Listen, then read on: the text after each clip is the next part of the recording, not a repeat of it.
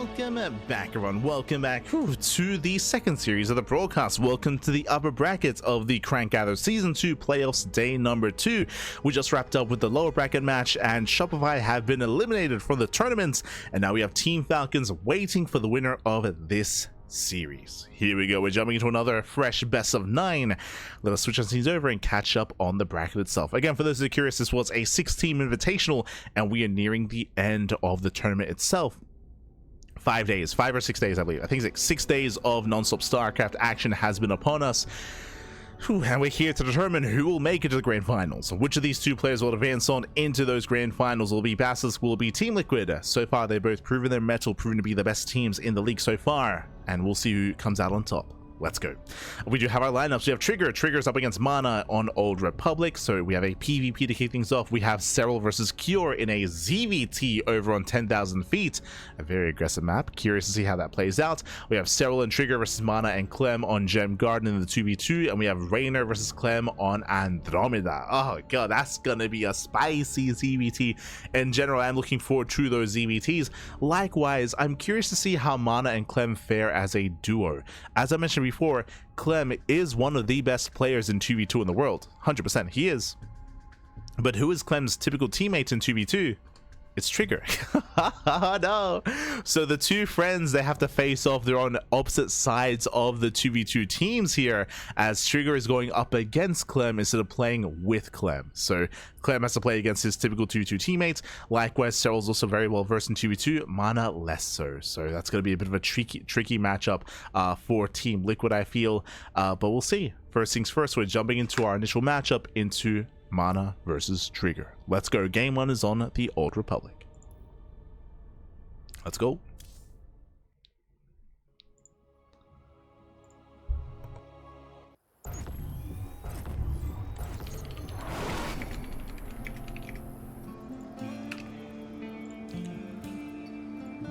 Spawning in the bottom left-hand corner here of the Old Republic, we have the Polish Protoss player. We have the blue Protoss.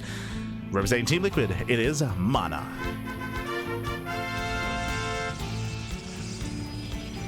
And spawning in the top right-hand corner, we have as opponent, we have the Canadian Protoss player. We have the red Protoss representing BASILISK. It is a Trigger.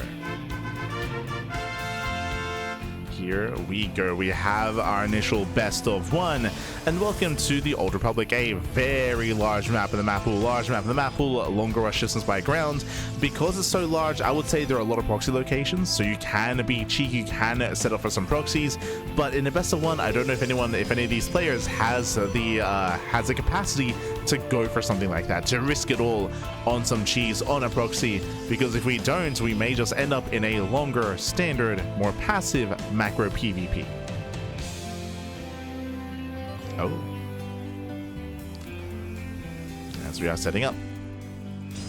2-gate opener out of MaNa, 2-gate opener out of Trigger. So standard openers all around. No one is going for an earlier Nexus, no one is going for a greedier start. Everyone is playing standard. Hello, MaNa.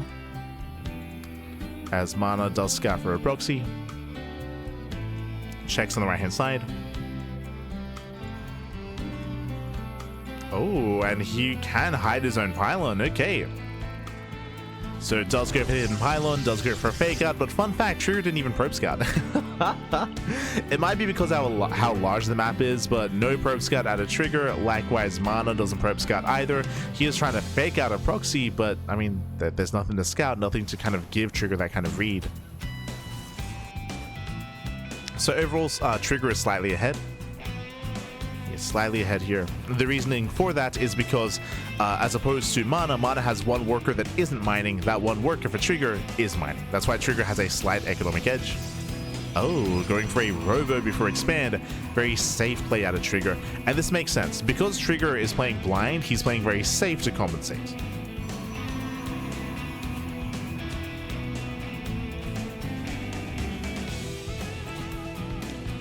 Going for his robo.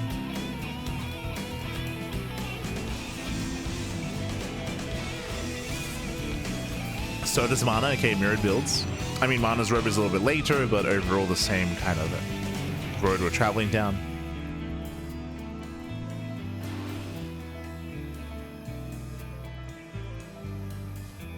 Same trajectory.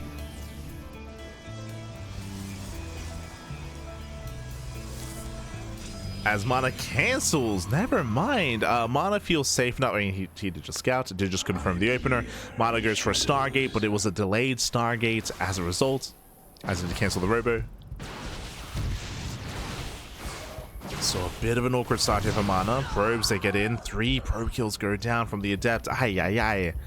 Brutal damage.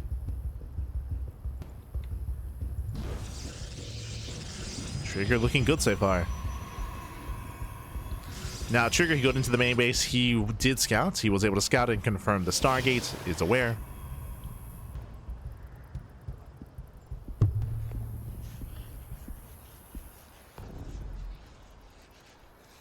Assuming he saw when that was a Stargate, not he saw when that was a Robo. True.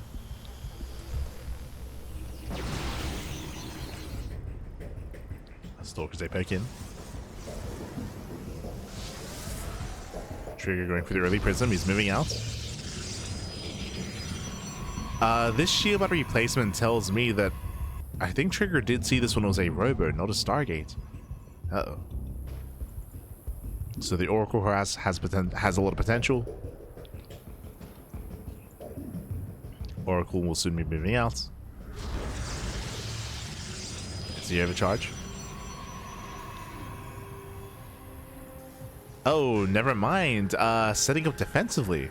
Okay. Thankfully for Trigger, I mean, this will help.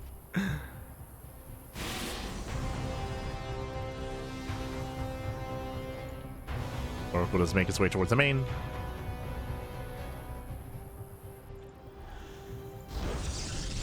Trigger, he has some soldiers in position. He's ready. Does earn. Zone away. Throwing down his own Twilight Council. Getting ready for his own blink.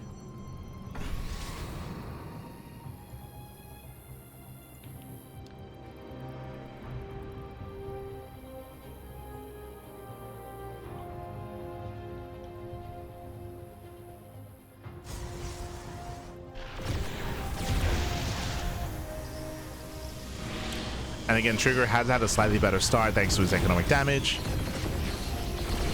Oh, has to be careful. Pulls away. Does pull away in time. Might even find the pylon. Oh, barely not.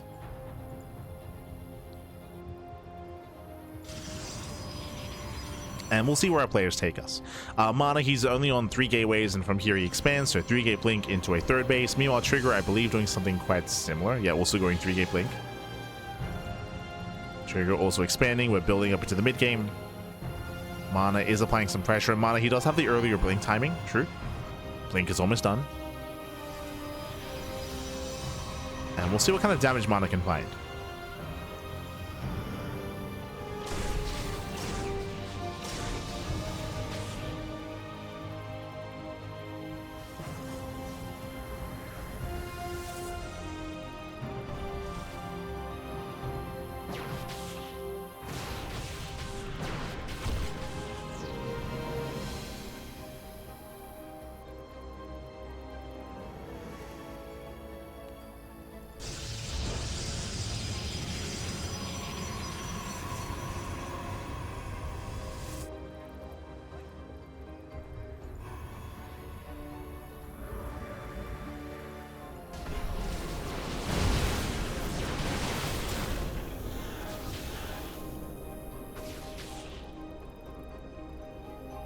MaNa, he has to avoid the fight.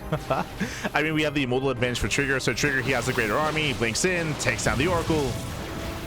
Ay, ay, ay. And MaNa's in a bit of danger here. He does have some weapons available back at home. The shield battery is halfway done. Trigger has made his way across the map. Again, he has the greater army, he's had the better economy, the slightly better economy in the lead up to this. And he's hitting his stride. Rotates in between. MaNa out of position. Oh, does it the Immortal at least. Does try to.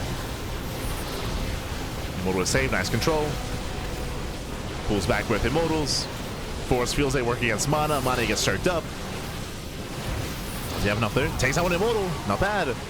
Yeah, miscontrol at a trigger. He'll lose one immortal. Prism is going to go down as well. Ah, but he still has too much. Yeah, Trigger, he has far too many Stalkers here. He's going to overwhelm. And for Basilisk, a Trigger, he will start things off with a win. Yeah, blinks in, and GG gets called, and Trigger, he puts a point on the board for Basilisk. GG. GG, well played. Again, very solid play out of Trigger, nothing too fancy. Trigger, he took an economic lead early on. He was able to kill, what was it, 3-4 probes at the start of the game. Likewise, the Stargate opener was lackluster, but it was also delayed. Remember, MaNa, he went for a Robo, then when it was halfway done, he cancelled the Robo, started the Stargate, then went for the Oracles, but he didn't find any damage across the map. So the Stargate opener didn't really achieve anything. It set him behind because it was a big investment. Behind it, he was trying to get into his own third base, but we saw that Trigger had a bigger, earlier power spike because of his Robo, because of his Immortals. GG. GG, well played, just committed across the map, and with that, Trigger takes the lead for Basilisk, and we'll see if Team Liquid can recover. We'll see if we can recover. This is going to be a brutal one here. Up next, we have Serral versus Cure. Now, we have seen Cure take maps and bring Serral down before. It's happened before, but Cure has to be on his A game. Like, it's going to be on his A game. I mean, it's the best of one. This can still go either way. Serral is favored here, but Cure, he's done it before. We'll see if we can do it again.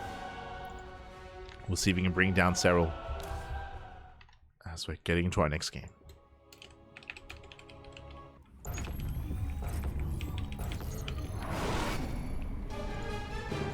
And spawning in the bottom right hand corner of 10,000 feet, we have the South Korean Terran player. We have the blue Terran for Team Liquid. Oh, Team Liquid, it is Cure.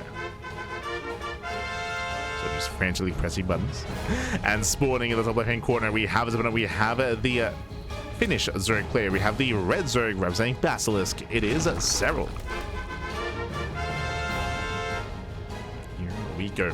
Now, welcome one all to 10,000 feet. 10,000 feet is one of the smaller maps in the map pool, one of the more aggressive maps as well. Aggression is heavily favored here, and we're expecting to see aggression out of Cure. What kind of aggression, though, we'll see. For now, we're going to some standard openers. There's no crazy 2x Reaper set up on the low ground.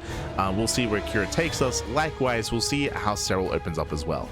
Now, for a very long time, for all of this year, most of last year as well, because of the nerfs, because of the changes to the Baneling, Serral, he did kind of pioneer this more roach-heavy play and roach-heavy style of ZMT, which has been permeating throughout the meta for quite some time now.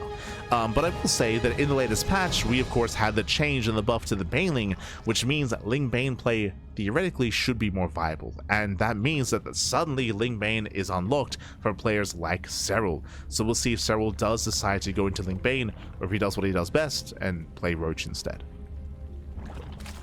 But I'd be very excited to see if Serral does embrace that Ling Bane, and that does open up the possibility for potentially even Muta play in the mid game.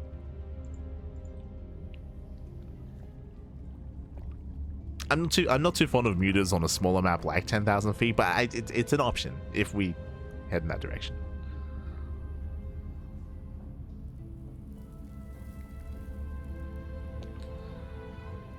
Now Kira does move out across the map. And will we see mech from Cure? I mean, Cure did play mech in the previous patch with the previous version of Cyclone, true. Like, there was a lot of, I mean, almost everyone played mech against, even Beyond was playing mech against Zerg, true. I don't think there's any Terran player that didn't play mech, actually. Clem, Beyond, Cure, Maru, I think they all dabbled in mech at some point in the previous patch. Nowadays, mech is still viable, but obviously not battle mech, right? Like, going into a more traditional form of mech. I do like the idea of going mech on some of these smaller maps, so 10,000 feet, you do have the option for it. I just don't know if Cure is comfortable enough on this map to play mech. Like, mech is very map dependent. It's very map dependent. Against Protoss and against Zerg.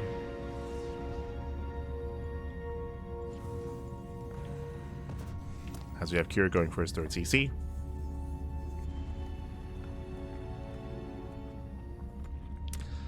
Could I see mech working here? I mean, because of the high ground, because of this plane of elevation, I can see a player getting up to 4 bases with mech, maxing out, and then pushing on 10,000 feet. I think so. But maybe further down the line if this becomes a part of the regular map pool.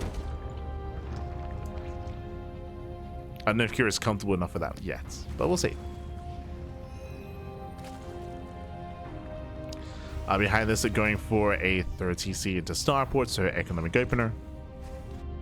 Going for a very standard start.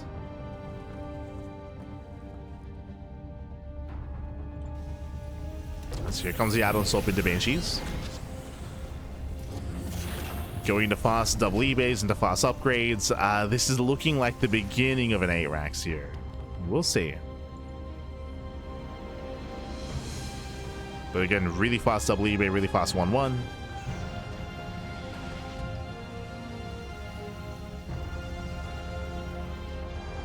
This is indicative of a really strong of a very strong +2 timing, 2-2 timing even, which may line up with an 8 racks. It's in the back of my mind. And I do like the idea of going for an 8 racks on 10,000 feet. I do think it'd be quite good. Quite solid.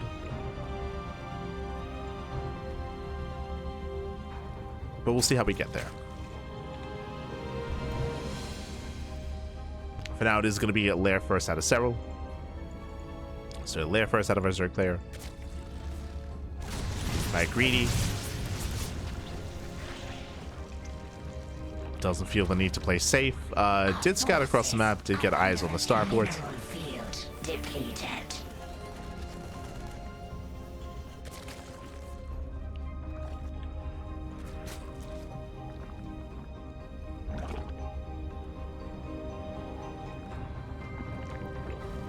Serral, he is getting into Ling Vein. At least this should be for plus on Carapace. There we go. Carapace is on the way. Oh, true. I almost... Okay, thank God. I was going to say I almost forgot. That Serral, he was playing around a lot with Ling into Ultra. We saw a lot of that from Reynor, and we saw Serral go for that style quite heavily on Masters of the Game. In the French offline tournament against Clem, we saw a lot of that. Just going Ling and Fester Ultra. But we're not seeing that here. We have Ling Bane. So second Evo Chamber, Baneliness as well. Banshee pokes in, gets 3 drone kills. Overseer Scout is going to be deflected. And that is our 4th and 5th ranks on the way. Cure is getting a gas geyser. So typically, if this were to be a 3-base all-in, you typically don't get a gas geyser here. You go up to 8 raxes off of only 4 gases. So the gas being taken, it leans a little bit more towards something more tech-heavy. It leads towards a 2nd factory. And towards a 4th CC. We'll see if it leads in that direction.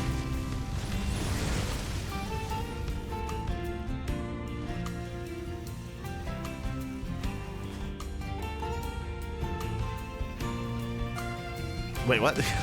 For a moment there, Nia still frames to begin. So we have 2-2 on the way. We have 3 more raxes. So here comes the 8 racks. Okay. So we are 8 raxing. Did take an extra gas geyser here. To be able to facilitate for those earlier upgrades. Okay. It's all coming together. So yeah, the fast double eBays was a tell. Our forces are under attack. And this is going to hit very hard.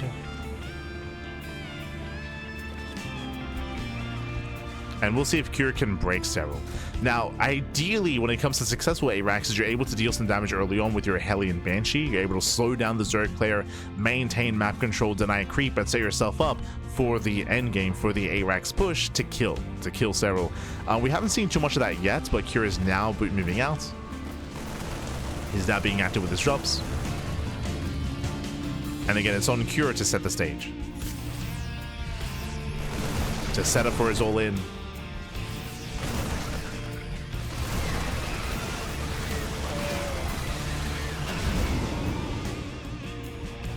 Kills a Marine. A nice trade here from Cure. Picks off more Lings.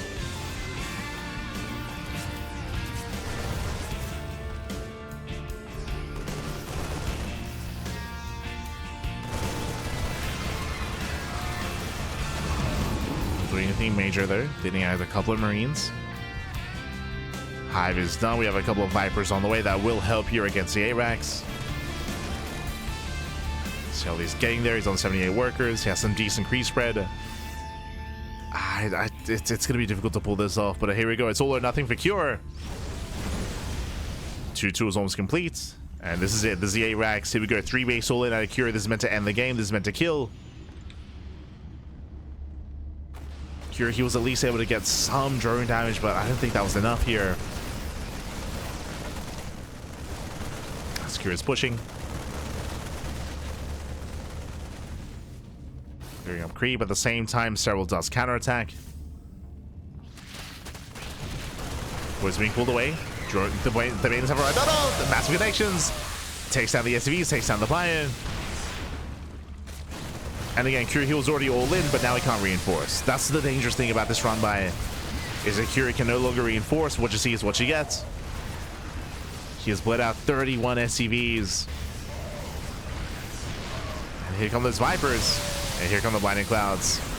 And so he'll completely shut this down. And as we mentioned, ideally when you want to A-ranks like this, you need to set up ahead of time to find some damage, kill the 4th base, get some economic damage.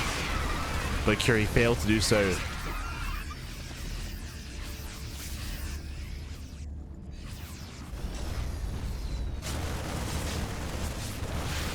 Yeah, so he just completely shut this down. And with that, Curie's just running out of steam. He's running out of steam, running out of army.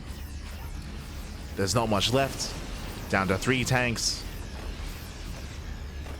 Down to 32 SCVs. Again, barely a 2-base economy.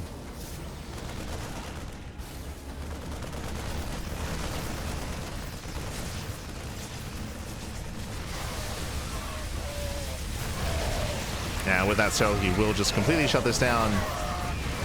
Again, very clinical play here by Serral. Very clinical. He was able to drone up to 78, able to have plenty of creep, and got into Hive Tech, got into the Vipers, and GG gets called. Serral, he will extend the lead for Basilisk 2-0. GG. Whew, GG, well played. And again, a very comfortable game there for Serral. As I mentioned, for Cure, ideally when it comes to these A-ranks, you do need to get some damage early on to just snowball out of control from there. When it comes to applying pressure, getting economic damage, killing the 4th base, at least denying creep. But as we saw, he only got 3 drones. He got 3 drones with the Banshee. That's really all he got. And as a result, Serral was able to freely drone up to 78, freely drone up, tech up, and be more than ready for the all-in. GG. GG, well played. So again, a very comfortable game there from Serral, and that leads us into the 2v2. Oh boy, the pressure is on Team Liquid, as they're up against one of the stronger teams out there when it comes to 2v2, if not the strongest team in this team league specifically, Serral and Trigger. Oh boy, Serral and Trigger, they're going to be going up against Clem and MaNa in that 2v2 format. Let's go. Let us go. Now again, for those that maybe don't watch a lot of 2v2 tournaments, a lot of these players do compete quite heavily in 2v2. So Clem, for example, Clem, he is one of the best 2v2 players in the world, 100%. But fun fact, who is Clem's teammate? Trigger. Trigger is typically Clem's teammate, and together, like, they work really well, and they are, again, they achieve a lot of accolades. They are often top 2 alongside Max Pax and Spirit, but of course here in this tournament there is no Max Pax, there is no Spirit, and here in this tournament Clem and Trigger, they're separated as they are on separate teams.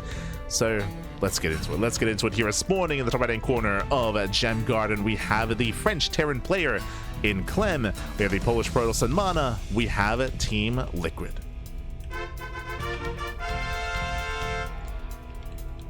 And spawning in the top left hand corner, we have their opponents. We have the Finnish Zerg player in Serral, we have the Canadian Protoss and Trigger, we have Basilisk.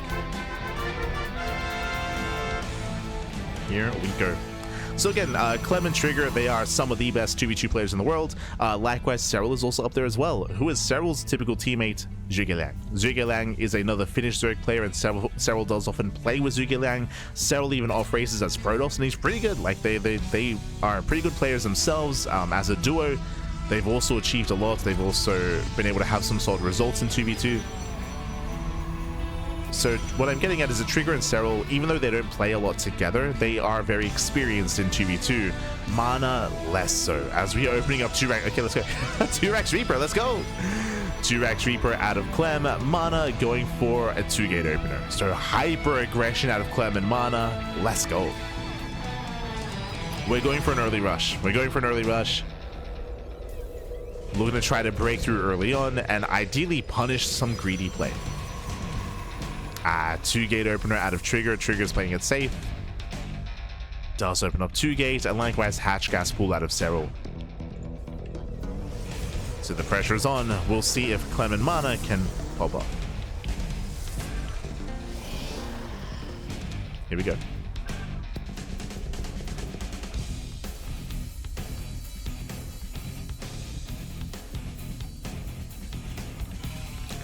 As Reapers are rallying, Adepts as well. If you remember, this is the same build that Clem MaNa went for that punished Bunny and Rogue for being too greedy, if you recall. Kills it was Bunny defending by himself. Which I believe he did actually defend, by the way. It was great. It was crazy.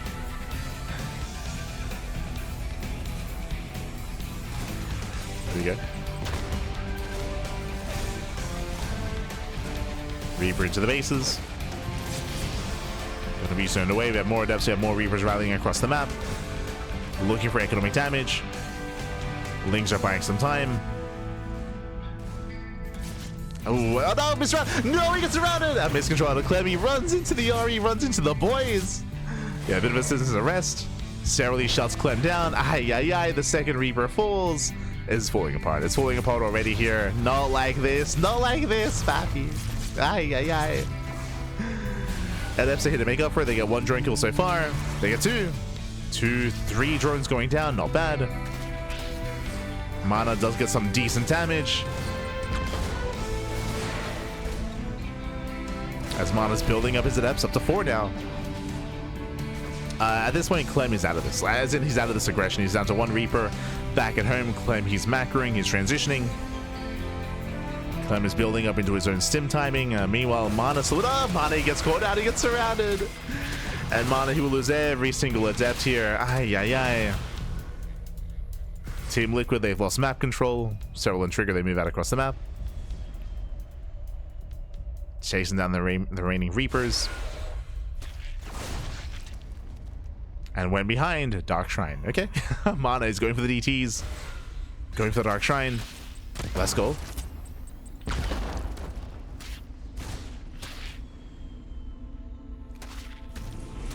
Clem barely does get away. Clem does pull away. We have the Dark Shrine in production. And behind this, Serral, he is on hatch tech, so there's no Overseer. Proxy gateway across the map for those DTs. Okay. And Dark Templar, can they end the game? In a 2v2, there's no detection here. There's no Robo. There is a forge for cannons, I guess. But, I mean, there shouldn't be any cannons being made for Trigger. Spores are non-existent. Okay, there's 1 spore in the main, but these Dark Templar, they can do critical damage. Oh boy. Mana, can he pop off? Can he do it? Este Mana.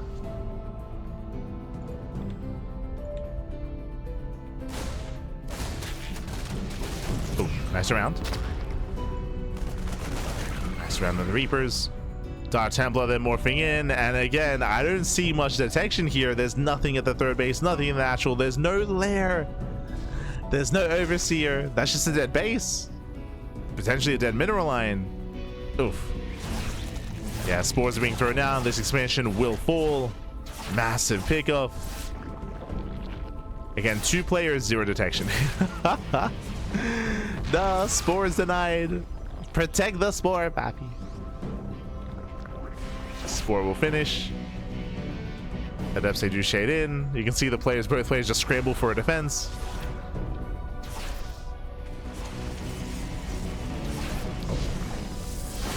Takes down one of the Dark Templar. 3rd base did fall. Ooh, even a Queen did overextend as well. So very nice damage here by Mana. Team Liquid is still in this. Oh, nice punish. This blink is still not yet done. Oh, just now finishing. With that trigger, he does kite back. Dark Templar do punish.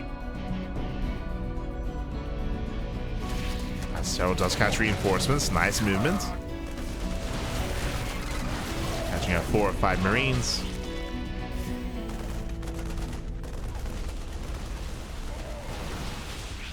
Trying to collapse on the army. Overall better trades here for Team Basilisk. Trigger and Serral. Picking up more Marines.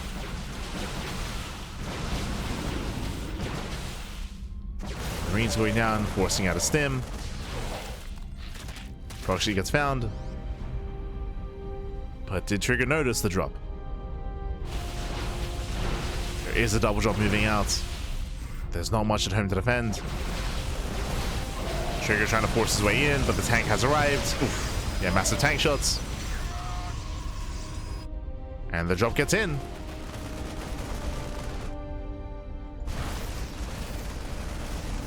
Drop gets into the main. There's a recall. Recall's just in time. The drop doesn't get much damage. Kills 2 pylons at the same time. Oh, Serral, he denies the third base of mana. Nice run by. Yeah, Serral's like, take that. It's like, you kill my third, I kill yours, man. True. Oh.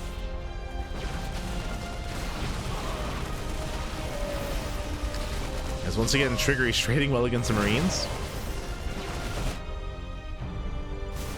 Oh, Trigger gets baited. Ay, ay, ay, gets baited in. Trigger who loses almost every single Stalker. Ay, ay, ay. Yeah, big blunder there from Trigger. Likewise, bleeding out more Stalkers in the center of the map as well. Mana still trading. Serral is here to reinforce. Yeah, nice support here by Serral. Does force a pickup. Mana coming to save, but the tank still does go down. Yeah, brutal loss there on the tank. So they're still so active with those Zerglings, just never allowing an expansion. Mana just wants to expand, Pappy. He just wants a third base. Yo, Microbial Shroud is on the way for Serral. Let's go. Oh. Trigger getting caught out. Losing 1, losing 2 Stalkers. Mana coming in to punish. Mana does come in. Trigger is getting cornered. No! Yeah, he's cornered. Force to fight, force to engage. Serral is catching reinforcements, and this should be a better trade for Clem. Yeah, Clem catching the majority of these Stalkers. I say that, here come the reinforcements. Reinforcements come in. This is still a big loss overall for Clem. Trading at units he can't quite afford. As Mana still can't expand. He wants a third. That's all he wants. He just cannot expand.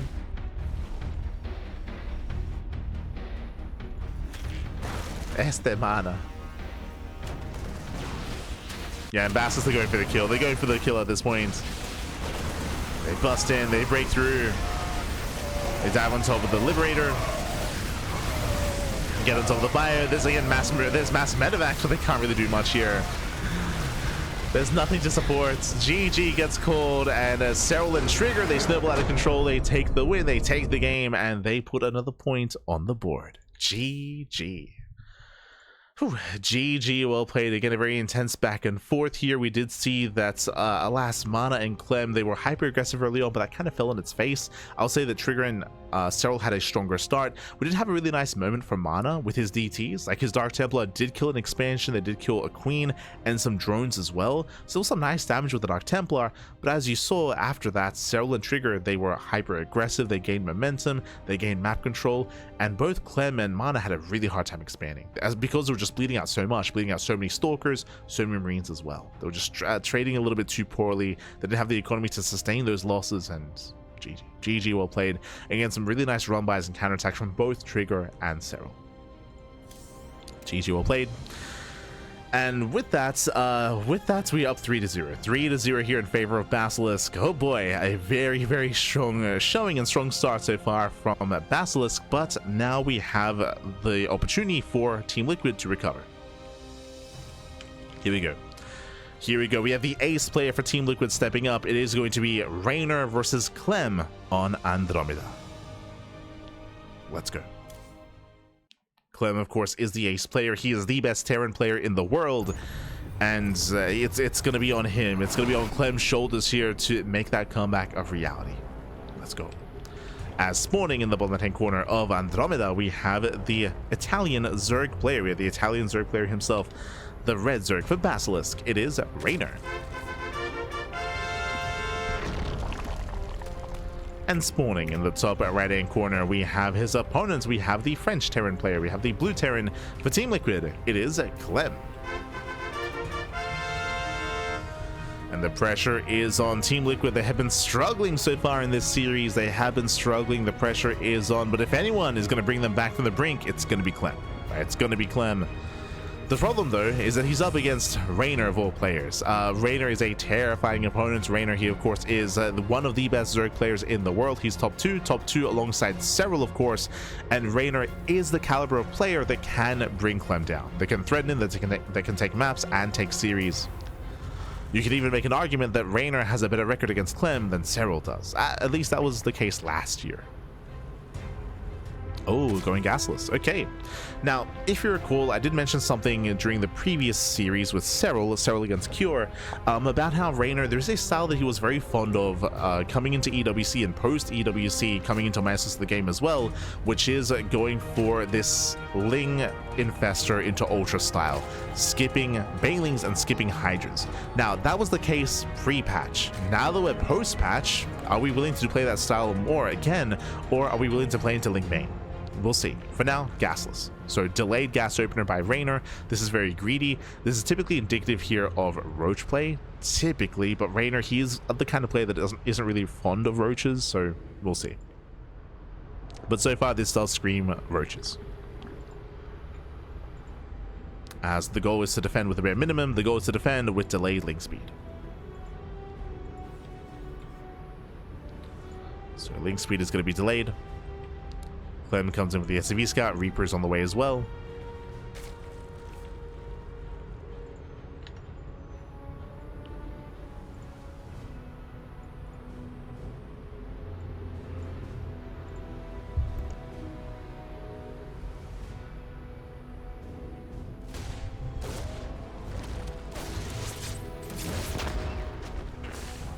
As Clem does threaten. Checks, of course, he confirms that there is no third. Again, with a gasless opener, you're staying on two bases that much longer. Reynor, he mines 100 gas. He pulls out. He is getting into link speed. That is important to take note of. Typically, this does mean that you're skipping link speed and going roaches. But because link speed is being researched here, my eyes are on Reynor. Have my attention.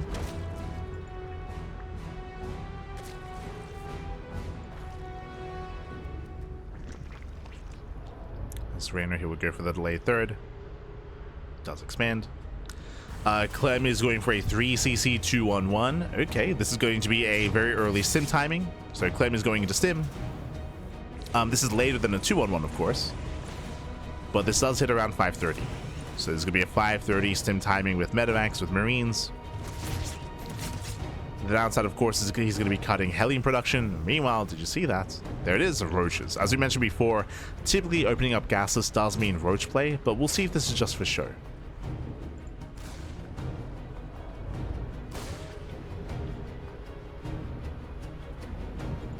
As we have banking Lings. And remember, Link speed, I believe, was not confirmed. I believe the Reaper yet did not get into the main. Uh-oh. So Reynor is banking up those Lings. His opener made it look like he was playing roaches and revealed the roach one as well, but this Ling flood here should be undetected. And ideally gets into the mineral line. Let's go. You can see Reynor, he does skirt around the edge of the map. He does hide his Lings. His goal here is to get into this mineral line, to pick off those SCVs, to avoid the Hellions. And so far, unscattered. Until now. Hellions, they bust in.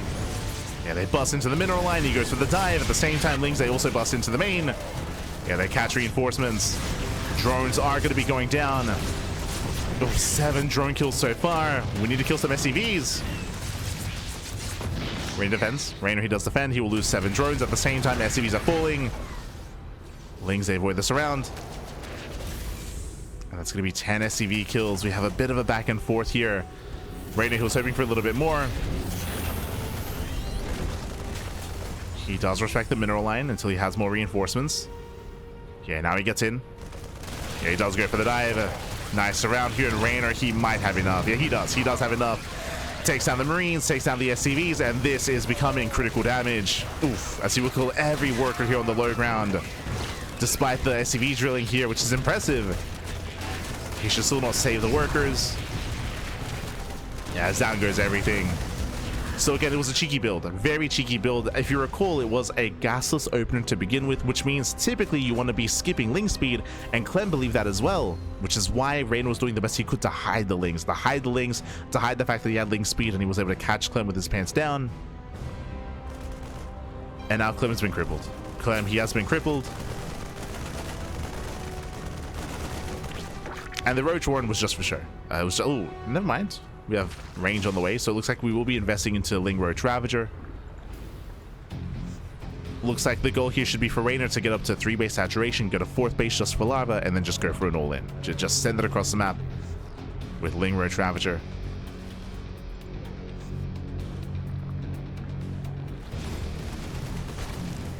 Clem is in a very rough position. Clem is behind. Dropping into the main.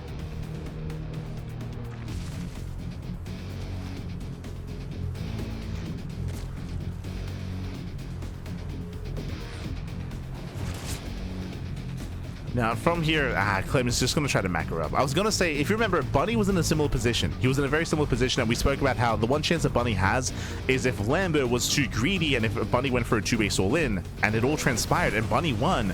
Here it's very similar, but as you can see here, Clem is expanding. Clem is going for a double E-base. Clem, it looks like he wants to go into double upgrades and get into a macro game.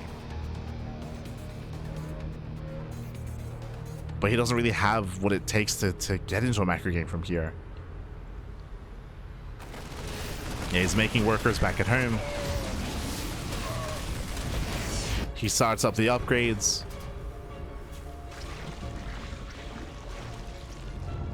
And Reynor should be able to break Clem before these upgrades really kick in.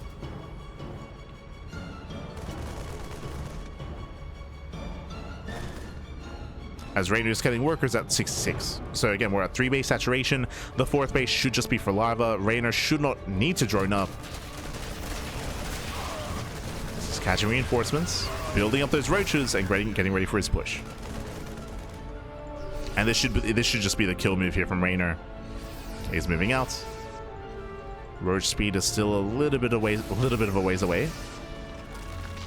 Here come the Ravagers.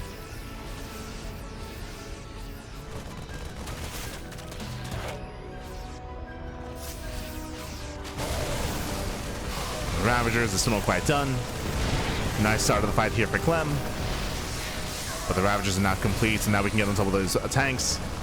Lings, they break through the reinforcements, they get into the mineral line. And again, it was just really ambitious for Clem to try to macro out of this instead after all that damage. I mean, not saying that Nolan would have worked. No, I mean, it's still just a really rough position for him regardless. And here we go, we come with us around. Files, they connect, they shut down the tanks, and Reynor, he should just keep pushing. He's almost maxed. GG gets called, and Reynor, he will claim the win. He will extend the lead even further, 4-0 for Basilisk. GG. Oh my god. GG, well played. With that, Reynor, he does take the game, and Basilisk, they're up 4-0. Remember, it is first to 5 to win the best of 9. Let's catch up on the overall lineup here. So a very, very strong start for Basilisk, purely in favor of Basilisk. Trigger, Serral, and Reynor looking very strong, looking very dominant so far in the series. But remember, now is the refresh, right? The way this format works in a best of 9 is you have your initial 4 matches, and then the team captains do have some time to gather their thoughts and to get ready the next set of lineups, as we have a refresh, as now we can send out the players once again, and we can resend out all those players. Whew, so here we go. I believe MaNa is the team captain for Team Liquid, and I believe Roddy is the team captain for Basilisk. So it is on Roddy and MaNa to get ready with the next set of lineups and to field their players. The next game is going to be on Dream and Scars, followed by the 2v2 on Gem Garden, Mothership, Ruby Rock, and Tourmaline for the ace match. Basilisk, they need one game. They need one game here, one game to win the series. Team Liquid, they have to win every game moving forward to pull off the reverse sweep. Oh boy. Now, Dream and Scars, we've seen a lot of TBT on this map. We expect a Terran player on Dream and Scars. Basilisk have no Terran, so this is a really good map for Team Liquid to recover with either Cure or Clem. I think I would want to send out Cure on Dream and Scars. We know that for Gem Garden, it's going to be Clem and MaNa versus Serral and Trigger. Like, that's a given, of course, unless we decide to mix it up. No shot, no shot. Let's go. Here we go.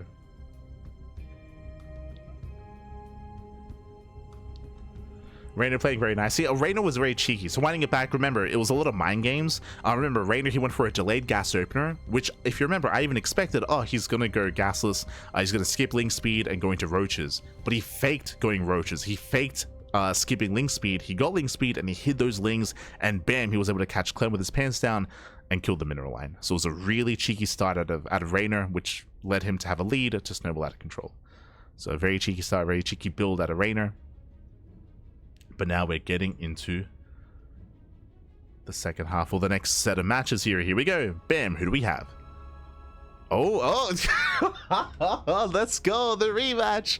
So I was expecting a Terran player. I was expecting Cure, to be honest, but no, it's going to be Clem on Dreams and Scars up against Reynor in the rematch immediately. Okay. So we have the rematch. And once again, we have a Trigger and Serral and Gem Garden alongside Clem and MaNa. We have Serral versus Cure. Once again, another rematch between these two.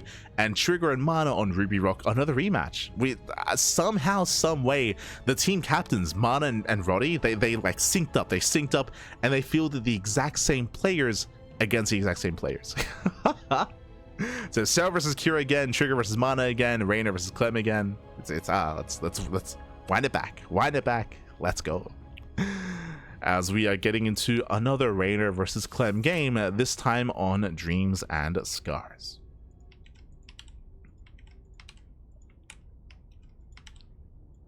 Just setting up our casting tool. It's Cure and Serral. There's Trigger and MaNa at the very end. Beautiful. Let's go.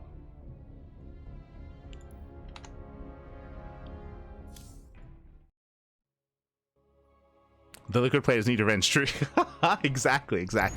It's time for the redemption, baby. Time to redeem ourselves. Let's go. As spawning in the bottom left-hand corner of Dreams and Scars, we have the Italian Zerg player. We have the red Zerg representing Basilisk, leading the series 4-0. One more game is all Basilisk needs to win the series and to advance on to the grand finals. It is Reynor. And spawning in the top right-hand corner, we have his opponents. We have the blue Terran player. The blue Terran, we have the French Terran representing Team Liquid. It is Clem.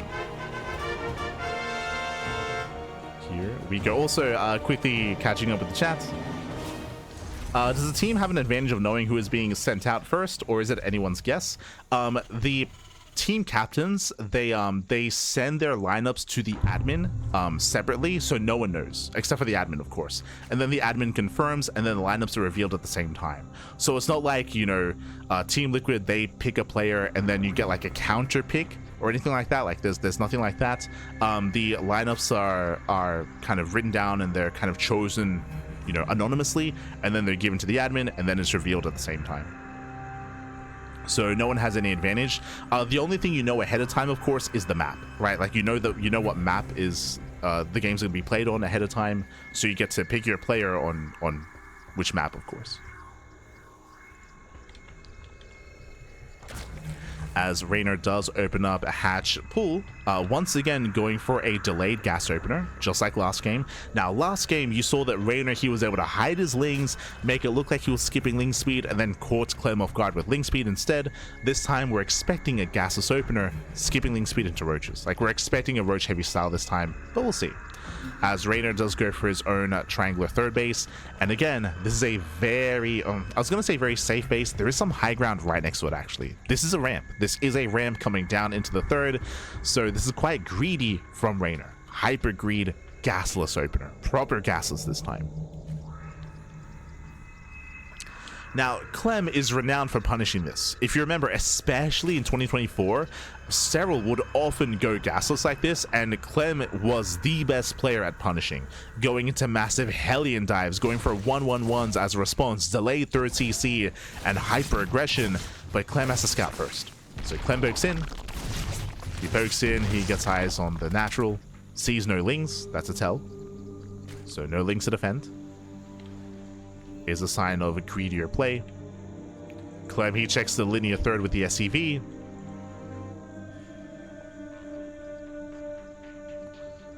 And it's going to be on Clem to confirm the triangular third. Rotates over. Whoa, whoa, I don't, oh my god. I don't think that's intentional, as that is a massive cliff. Bearing in mind that this map is not so completely optimized, the map has yet to really hit the map pool, and I don't think that's intentional, but Jesus. Yo, them Reapers, they got jump spappy. Oh my god. I think Clem's just having fun with the cliff. I think. Yeah. As I don't believe this is, I'm pretty sure these jagged rocks are meant to deny Reapers from jumping up into town, but I think Clem's just having fun. He's like, man, this is crazy. Hey.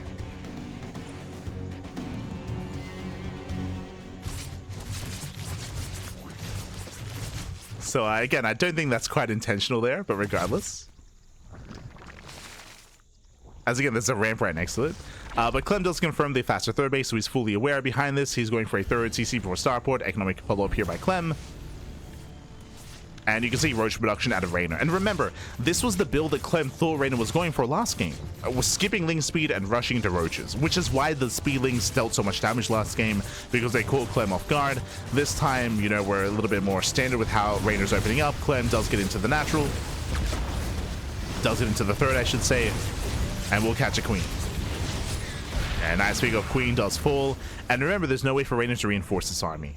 Why is that? Because there is a mineral wall here to expand. You can see here this mineral pathway.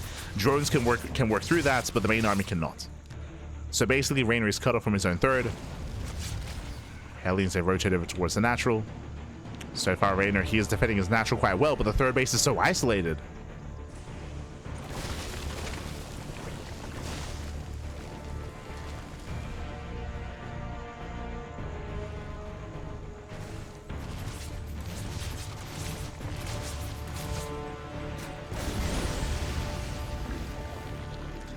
But yes, these aren't ladder maps, so they aren't the most optimized maps yet. But yeah, they'll get there.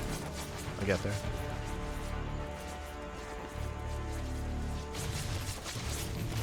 As Reynor trying to knock down these rocks to open up his own way into his own third. But Jesus, we're free. Did you see the Reaper? It's freaking out. Clem does rotate back and forth.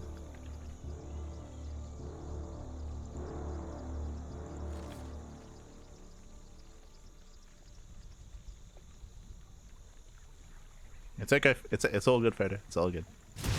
We got you. We got you. How dense are these? Is this debris? Jesus. We've been working on them for quite some time.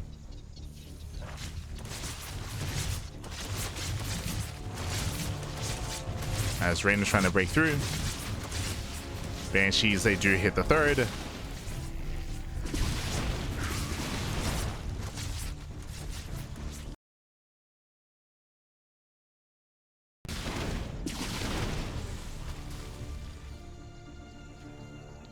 So far, decent damage, catching up full workers. That is not a full wall. Uh-oh. Hellions get another drone. Another worker goes down. And I believe Reynor's going for 3-base all-in. Reynor, he does have a high-yield gas geyser expansion here. Bear that in mind, so he has an excess of gas. He's building up his roaches. He's waiting for roach speed, and then it's going to be all or nothing for Reynor. The goal is to end the game. Back at home, what does Clem have to defend? Clem is building up his own biotank army. He's building up into, I believe, 5 Raxes. Getting his armory. Hasn't taken any gases yet. Going for a second factory. He's building up into a longer game. But this base is so open. It's, I mean, you can even attack from the high ground as well. So it's a very exposed third. And Reynor, he will soon be pushing. Yeah, he's going for the all-in. This time with Dropper Lords, we're going for the German taxi. So it's going to be a Roach Ravager Queen all-in with Dropper Lords to support. The purpose of the Queens, the purpose of the Dropper Lords is to defend and to fight against the Banshees, to have some anti-air. Aliens are dealt with. And let's go. It is go time. It's all or nothing for Reynor. He's here to end the game. And Clem, he has to set up in time. What does he have? Okay, he has 2 tanks. They're really far back. Yeah, the tanks are very far back. He's getting a 4th TC. Reynor's moving in. Oh, army gets spotted. 1 Banshee goes down. 1 Banshee does fall. Bunkers are on the way. Now there's a 3rd tank. And can Reynor get on top of the tanks? Can he get on top? The boys are being pulled. Biles is zoned away. That's a lot of tank shots going up. The tanks, they get so much done on the roaches. The roaches are falling. And Clem is holding. Clem, he's holding on. Massive tank shots. Clem, he holds, he defends. The 3 tanks behind this, they do so much work. And Reynor, he's running out of steam. But he does get 17 SCVs.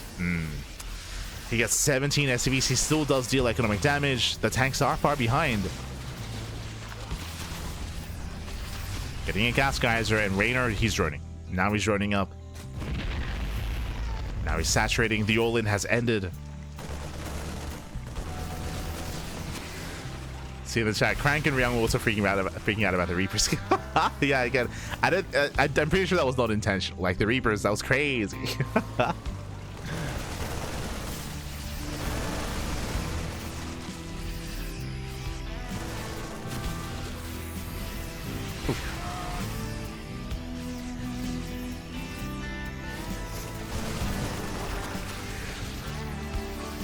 As Rangers try to pick up some Marines. Behind us, Infestors are on the way. Late 4th base for Reynor. So as the game goes on, Clem is getting further ahead, even expanding behind this, getting his own 4th base. And Clem is snowballing out of control. He's getting out of hand. I mean, again, Reynor, he was all in. The all-in failed, and now Raider's in a rough position. Now, if Reynor can land a fungal, if he can lock down these Marines, then he can start to punish some of these bases and maybe deny the 4th. Maybe. But he needs the fungals to land.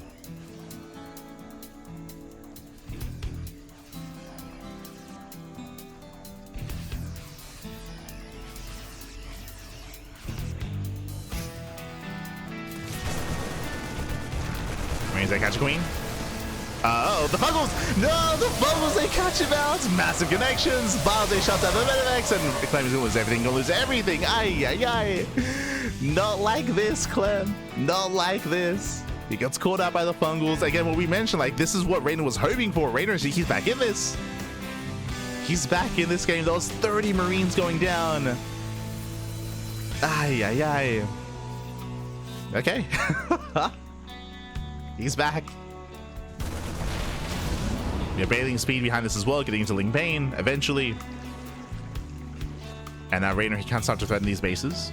The tank count is very high though, but now Clem has no map presence. He's trying to be active.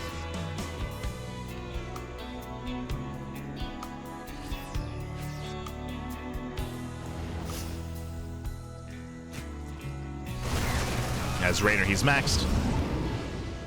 Keeping up with the drops. So far, Reynor is keeping up. Scan into the main base. Does reveal the Hive is already complete. Hive upgrades are on the way. And Reynor will see if he does start to work towards something greater here. That's going to take a while. Okay. Roaches are working on the debris. Clemmy's pushing. Uh-oh. Yeah, massive move. I remember Clemmy may be losing all these Marines. And that's going to be a chain fungal as well in the bio. Marines are going down, but that's a heavy tank army. How many tanks? 13. Jeez. 13 tanks. That's a lot of tanks, papi. And we have so much supply tied up here across the map. Reynor's going for the backstab. Does hit the natural, and Clem is going for the kill. He's going for the kill, going for the throat. Bleeds out a lot of Marines. Reynor's just trying to buy some time. Roaches, they get into the natural, they get into the main, catching reinforcements. But can 13's tanks be stopped? Can Reynor stop the army? Oh, we have Vipers. Tanks are unsieged. Vipers are moving in. Nice blinding clouds, covering most of the tanks. Yeah, nice angle, nice flank. Vials are connecting. Ooh, a very messy fight though. Yeah, very messy. The tanks are barely being cleaned up. Back across the map, bases are falling. Oh, yeah, Burrow. Yeah, Burrow, Reynor, he's barely hanging on here. Reynor, he has a massive bank, but he needs larva. He has to spend his money. Where are the injections? Oh, no injections. Yeah, no injections here. We have the injection in the natural, no injection in the main, no injection at the third base either. Reynor, he needs larva. Inject, papi, inject. Oh, God.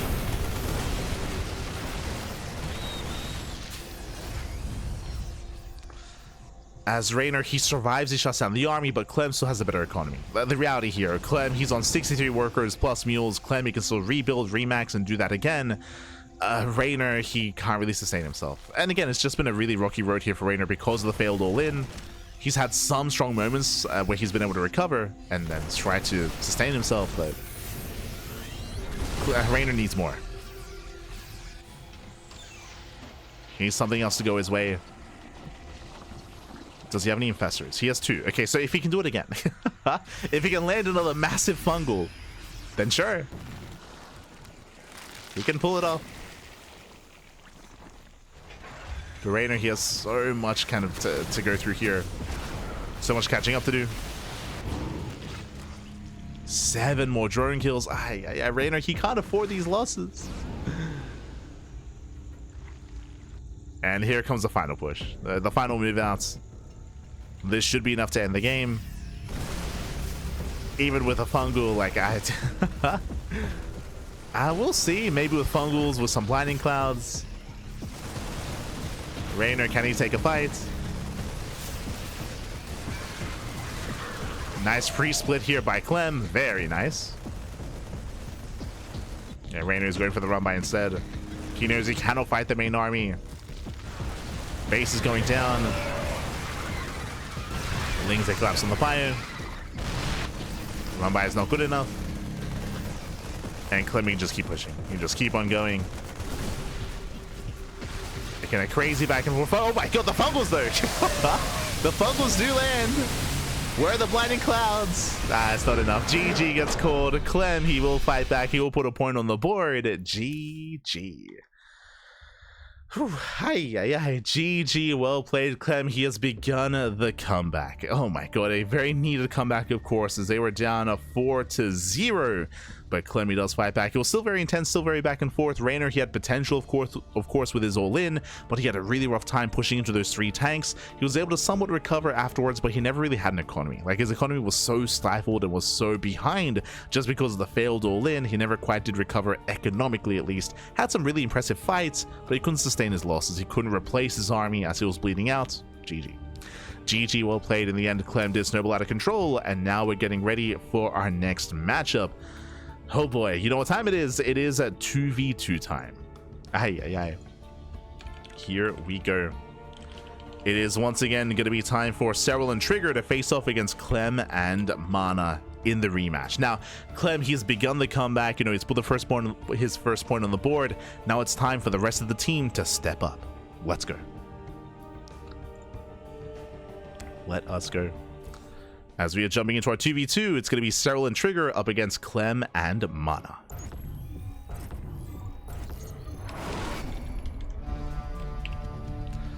As spawning in the top right-hand corner, here of Gem Garden, we have the Finnish Zerg player.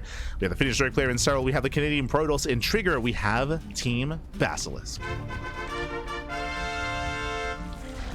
And spawning in the top left-hand corner of Gem Garden, we have the French Terran player. We have the Polish Protoss. We have MaNa and Clem. We have Team Liquid. here we go. Again, the Team League match does continue. For those that are maybe just now tuning in, it looks like there may be some newer viewers to the channel, of course. This is a Team League match between Team Liquid and Basilisk, and Basilisk, they are leading quite heavily. It's a best of 9, and Basilisk, they need one more win to claim it, and we're in the 2v2 portion of this best of 9. Oh boy, here we go. So we're back to the 2v2s. So far, we do have our low ground setup here. Now, previously, we did see hyper aggression out of Clem and MaNa, which did not succeed. Clem opened up 2-Rax Reaper, MaNa opened up a double gate Mass Adept, and they fell on their face. They were unable to deal damage early on, and they did lose their advantage. They lost their momentum, and Serral and Trigger snowballed from there. It was very impressive defense and play from Serral and Trigger. This time, we have more standard openers instead. We're calming things down. We're not opening up 2-Rax Reaper.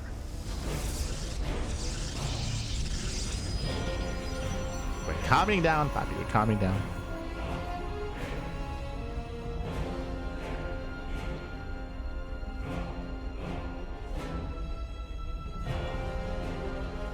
Duh.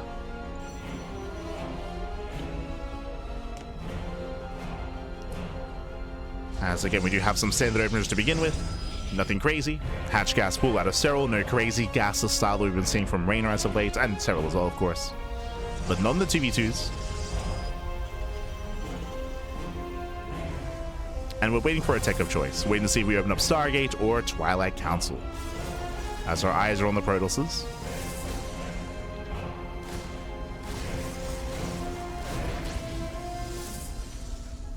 We have the answer, Stargate out of MaNa. And we'll see what Trigger takes us, going for Warp Gate. So most likely going to be opening up Twilight Council instead. We do mix it up. And there it is, Twilight Council is on the way. Coming into this, we'll see if MaNa can find some damage. We'll see if he can achieve some economic damage here with his oracles. Likewise, we'll see if his opponents can scout, can get a read on what's going on. Oh.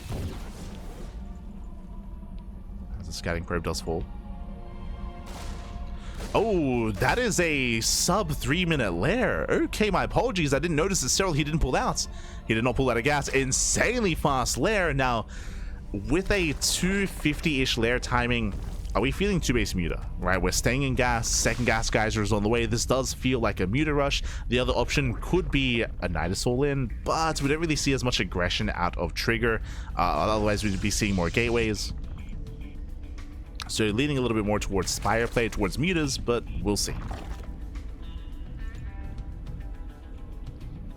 As Serral does claim a third.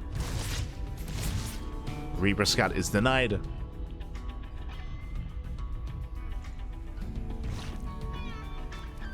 So again, Serral being cheeky.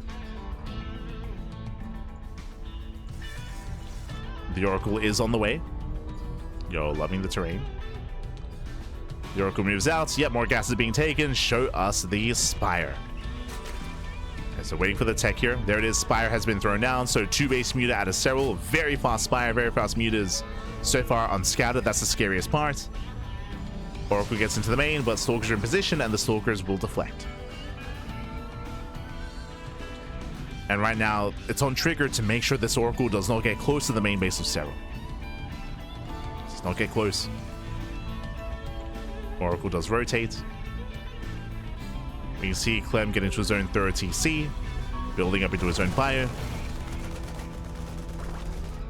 We have a Robo follow-up out of MaNa. Interesting, going Robo into Immortal, into Phoenix Colossus, I would imagine. A little bit old school. An old school style here from MaNa. The Spire is almost done. And again, so far, they do not know. But they're about to. MaNa is making his way into the natural. He will confirm the gases, and he confirms the Spire he sees. Yeah, he sees, he knows. Phoenix Production's already on the way. MaNa's aware. Oh, we have some moopies. I didn't realize. There's a little camp down there. Let's go, let's go. Got some moopies. But second Stargate, Mass Phoenix, Fleet Beams on the way for Phoenix range, and so far, nice scouting out of MaNa, nice reactions as well. It's going to be much more difficult here for Serral to pop up, to find damage with those mutas. Not impossible, but difficult. As they are at their best when they're a surprise. Lings, they collapse in. Pick up a couple Marines. Stalkers are moving out as well. Thankfully, MaNa is aware. There's that revelation. Because they're making their way into the main, oh, sorry, into the natural waste of MaNa. Oh. They are distracted. Muse bust in. So nice distraction here by Trigger. Muse get 4 probe kills. 4 probes do go down. Now, is it wise for Serral to commit? I mean, he already invested into the Spire, so he has to go into more mutas. But there are so far 4, soon to be 5 Phoenixes. Despite that, damage is being done. Oh, it's a trap. Stalkers are ready. Trigger is here to support.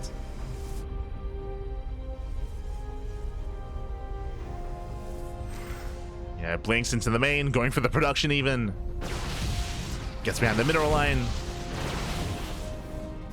Phoenixes that have to respond. There's the recall. Mutas into the natural. MaNa's just being bullied here. Yeah, MaNa losing 16 probes so far. Ay, ay, ay. Leave MaNa alone. Yeah, getting caught out. Phoenixes are finally able to catch up. Oh, no, no. Yeah, who catches who? Getting one, getting just one Phoenix. 3 down 2. 2 Phoenixes go down. Serral pulls away. Trigger, he's pushing right down mid.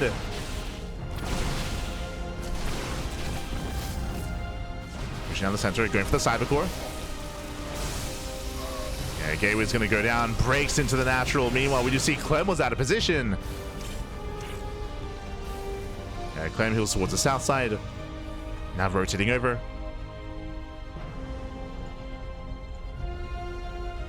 As they have been stuck at home. Serral switching into some corruptors. Oh, yeah, nice dive, nice rotation. Tank goes down, Zealous get into the mineral line, SCVs are falling. As Clem being pulled apart. Yeah, having a hard time keeping up with these rotations. At the same time, Muse, they head into the main, they go for the Artosis pylon. And the pylon does go down. Depowers everything in the main base.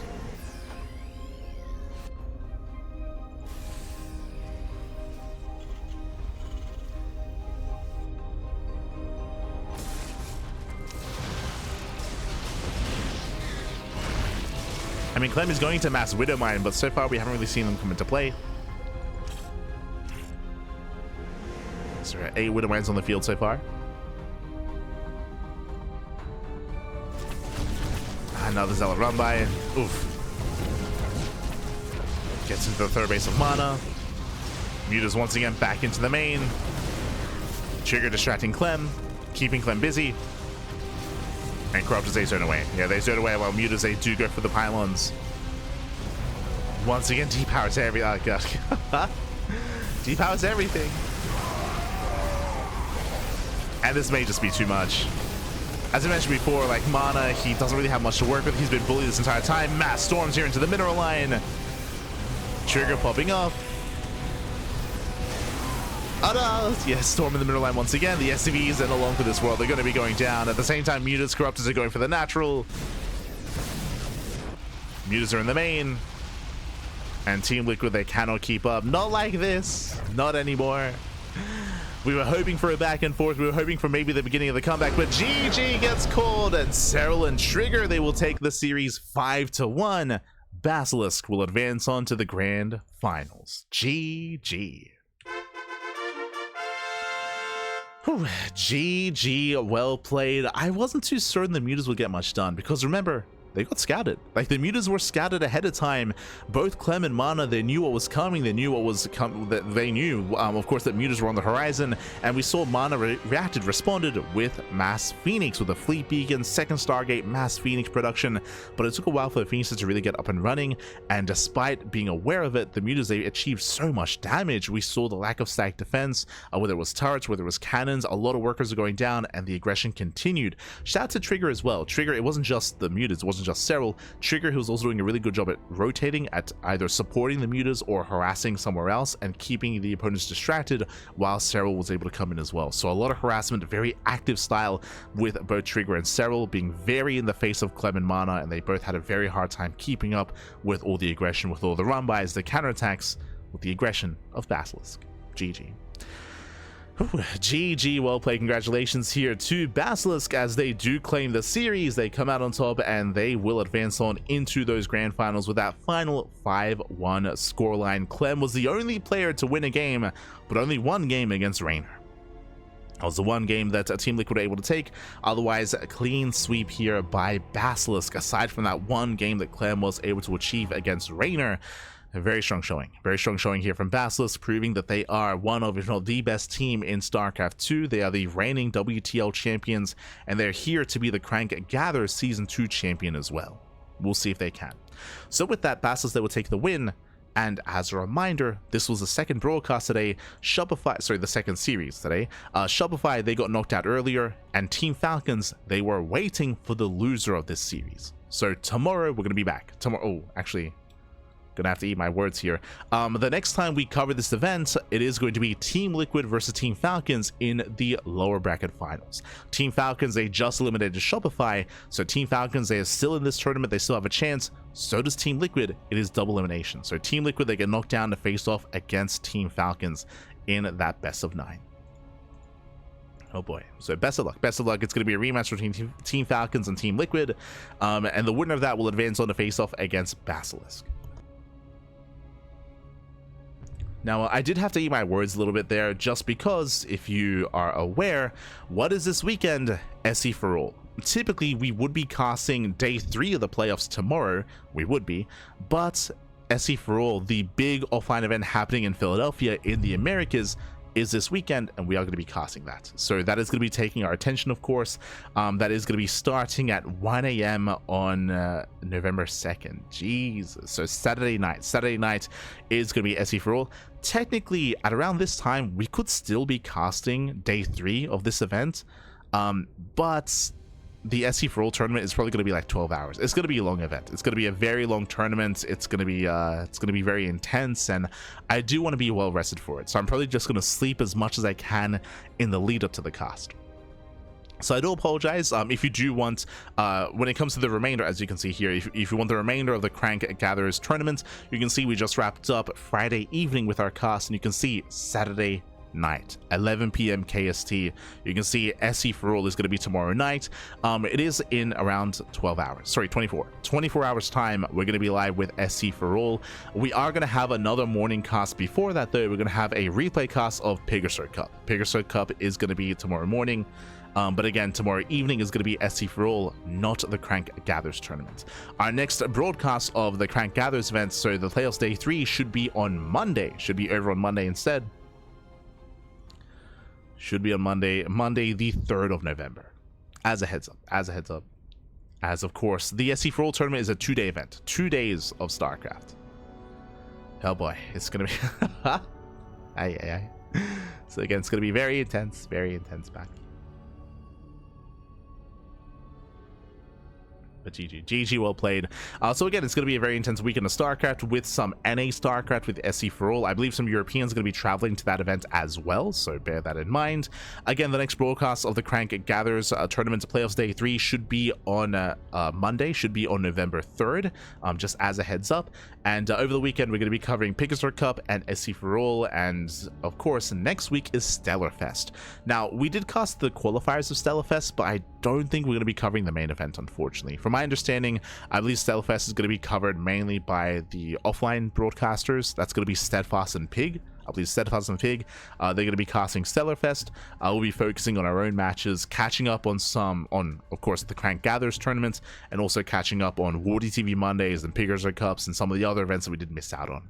I do apologize, we're a little bit behind with Crank Gathers. As you can see, there was no cast on Wednesday. Usually, we would have had a cast on Wednesday to keep up with Crank Gathers. But of course, it was our birthday. It was our birthday on the 29th of October, so did take a day off. Basically, I just slept all day. I slept all day, just rested on up and in preparation for the rest of the week. So So it was nice. It was nice. Got all the sleep. Otherwise, thanks for watching. Thanks for tuning in. We do appreciate it. And again, we'll be live in around 10 hours time with a replay cast of Pegasus Cup, and we'll be back in 24 hours time with StarCraft for All, which is an offline event happening in Philadelphia in the Americas.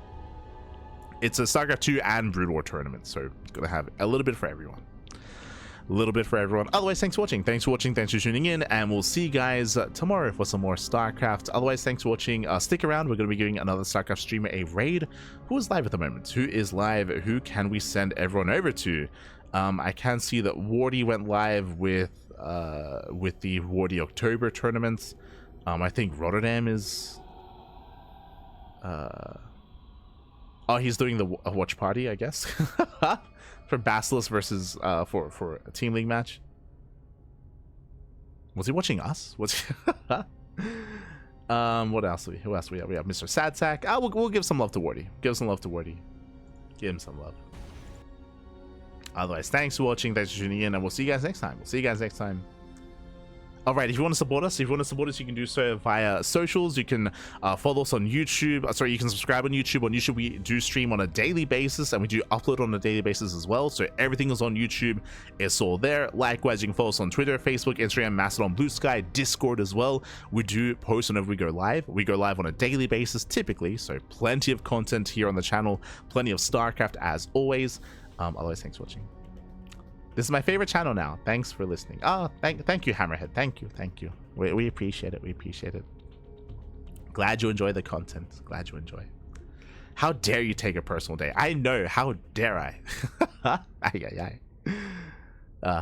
I'm gonna go get some rest. Gonna go get some food, get some rest. Otherwise, see you next time. Until then, ciao, papi, ciao. Hasta luego. See you next time.